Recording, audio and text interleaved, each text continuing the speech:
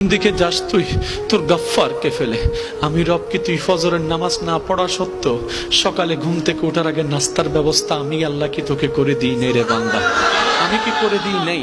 তুই যে সবার চোখের আড়ালে গোপনের কাজটা করেছিলি, অপরাধের কাজটা করেছিলি, তুই ভেবেছিস বন্ধু জানে না, মা বাবা জানে না, সবার কাছে একটা গোপন করে রেখে মনের মধ্যে ভয় ছিল কেউ না দেখে পেলে, ধরা খেয়ে যাওয়ার ভয় ছিল, দেখে ফেলার ভয় ছিল।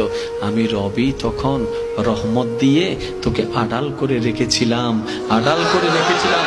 যদিও তুই আমার জমিনে দাঁড়িয়ে আমার হুকুম অমান্য করছিস, ফেরেশতারা বারবার বলে মাওলা তোমার জমিনে হুকুম অমান্য করছে, তারপরে তো দয়া করো কেন?